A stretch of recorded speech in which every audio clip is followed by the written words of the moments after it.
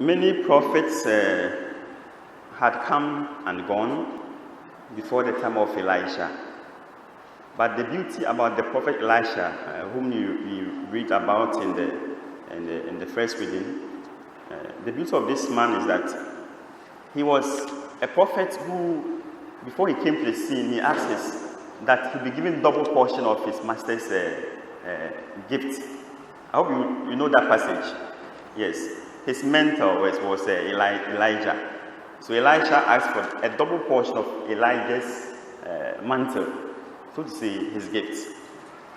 And so we read that Elisha performed about twice as much miracles than his mentor, Elijah.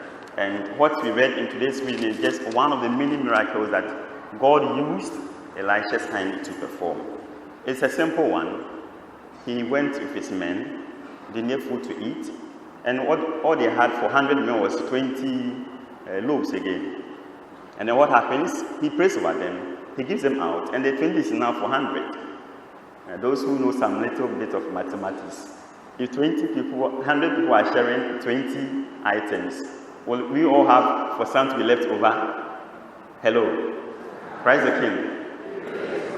It doesn't happen. It doesn't happen. Mathematically, that is wrong. It cannot happen mathematically.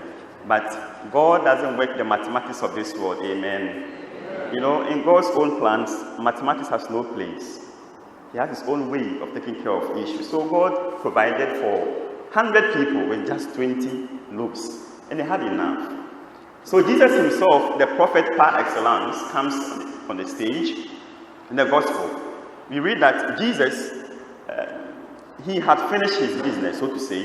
He had cured the sick, gave them what they wanted, and he said, let me go and have a rest. So going to take a rest, he had to cross over to the other side. Whenever Jesus crossed over to the other side, it is a time for a double performance. You know, whatever he does at this side, when he crosses to that side, he does a double of that. So when Jesus was crossing over to that side, he was going there for a great performance. We know the story now.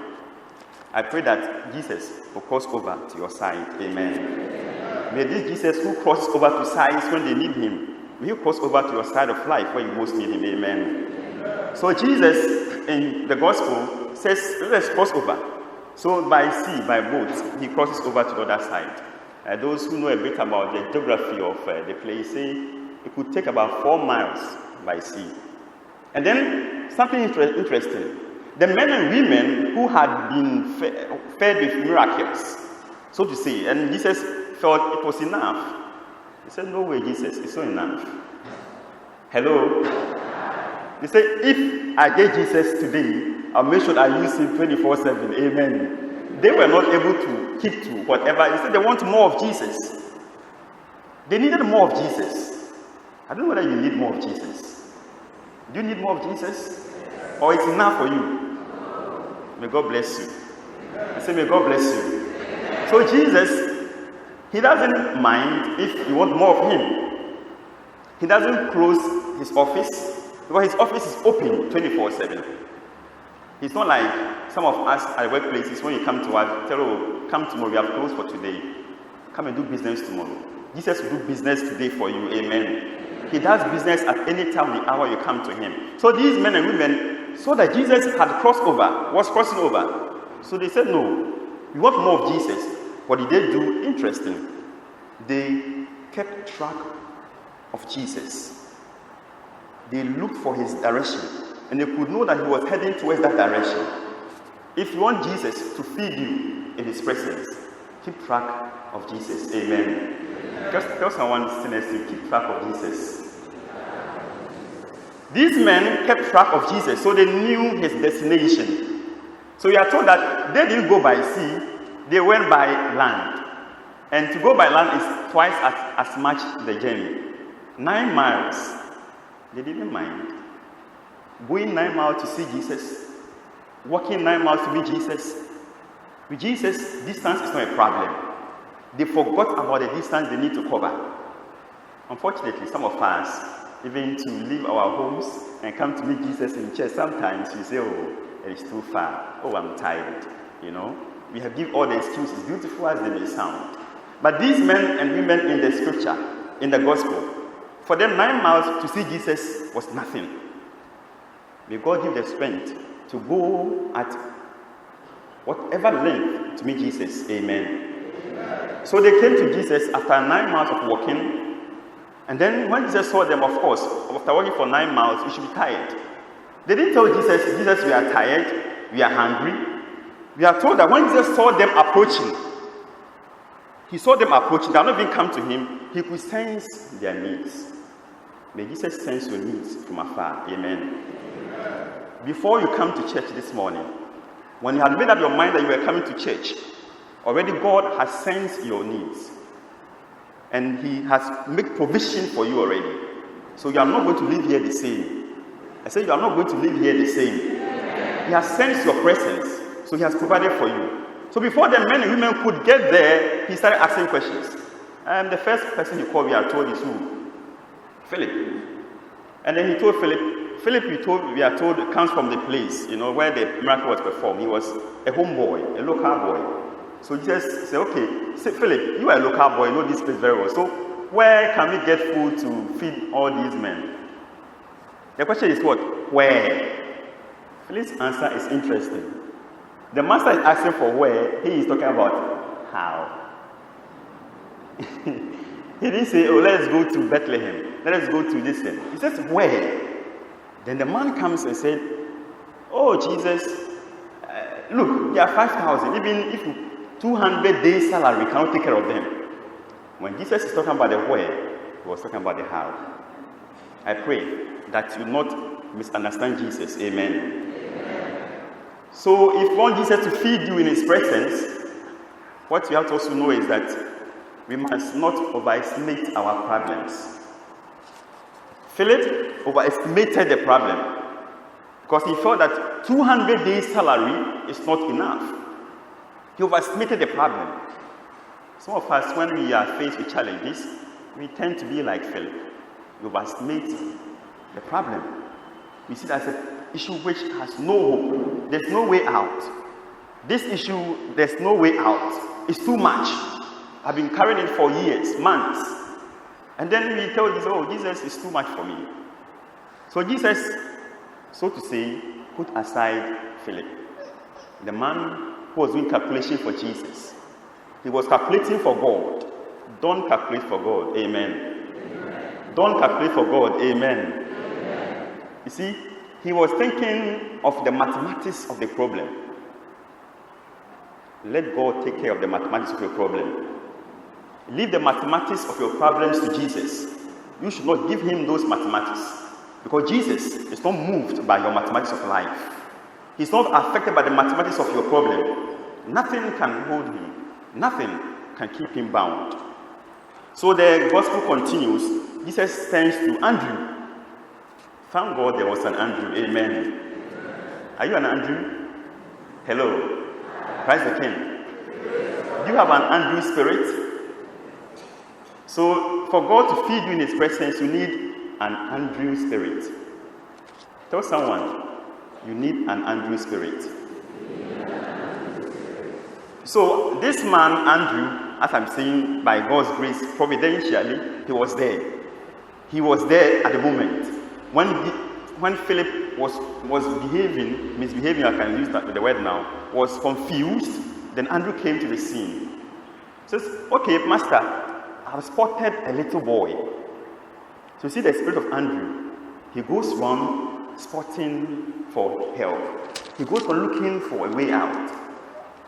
My friends, my dear brothers, my dear sisters, you see, if we are going through issues and then we keep it to ourselves, we don't look for some avenues, some solutions, and we think that it is my problem alone, my issue alone. That is the Philip tendency.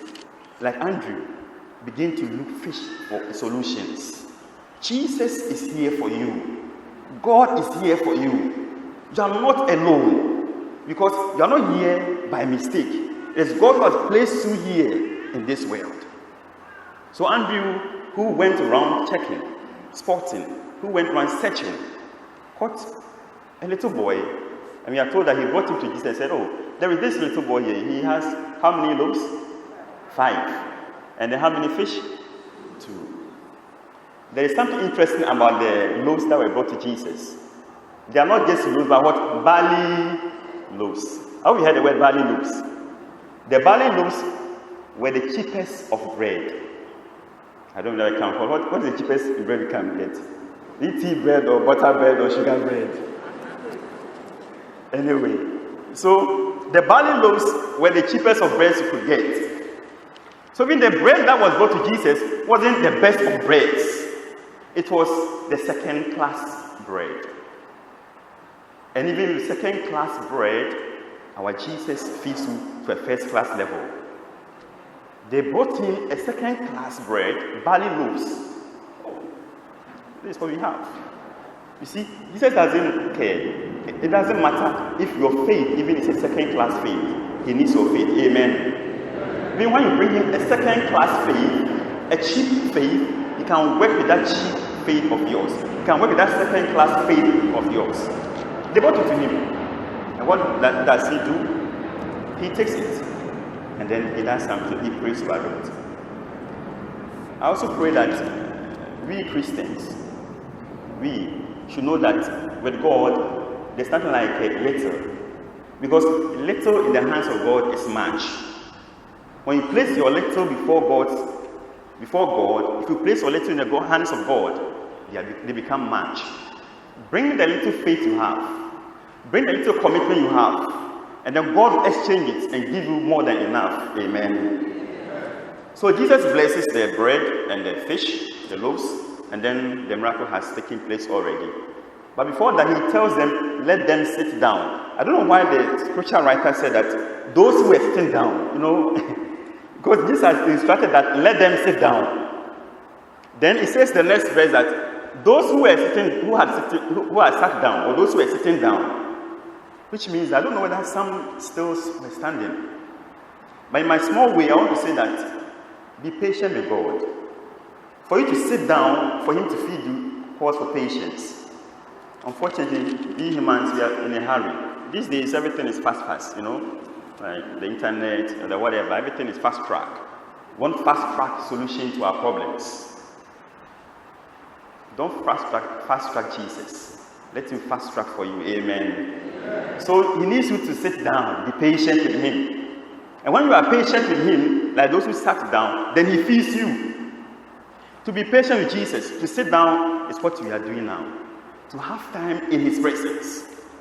To be patient with Jesus, to sit down is to go for adoration of the Blessed Sacrament, to pray your rosaries, to go for your novenas, to do your fastings. These are ways of telling God, I'm patient. I'm not looking for any fast track way out of this problem.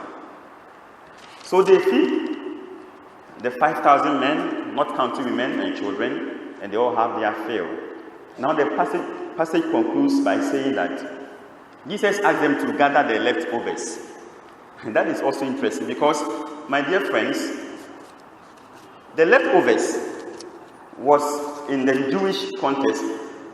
It doesn't mean that it was like extra food, like second class food, but like if you eat, there was something left. Or for those who served. No, the disciples were serving. I hope you heard the story. They were doing the serving. So when you serve in the Jewish context and what was left becomes your property. So if you are a disciple, if you are the Andrews and the Johns and the rest, and you have helped to bring change in somebody's life, God will give you your basket also. Amen. There were how many baskets left? 12. Which means that the 12 disciples, the 12 apostles who served, each had a basket to carry. And the basket that was, the word basket, is a word for something that you can use to travel. So Jesus had given them back something for them to also travel for some days. If you help somebody, if you assist that person, God will give you your basket to carry. Amen. He also made sure that you get your basket to carry. For me, that is interesting. That there were 12, that the disciples, the 12 apostles, each had his basket for the day. May God give you your basket for today. May He give you the basket for your life. So they carried their baskets, 12 of them, we are told. My dear friends, this passage is interesting. This passage is good for us because our God still needs our little to do much. Don't think that you are little in God's presence. A nameless boy is used. Till now, 2,000 years after the story, we still don't know the name of this nameless boy. We heard of the Andrews, we heard of the Phillips, but who is this boy? No name. Why? It doesn't matter. If you help, your name is not mentioned. God has seen your generosity. Amen. If you assist somebody quietly under the ground, so to say, somebody quietly behind the scene, and nobody mentions your name, that person doesn't acknowledge you, don't be disturbed. This nameless boy who provided to save the day, you don't know his name. I shall always call him the nameless boy, but he saved the day. May you, who is nameless, even among people, because you have no name, they don't give you status. May God use you, nameless as you are, to bring salvation, to bring hope into people's lives. Above all, like the apostles, make you also strong in your faith. May God bless us and keep us. Amen.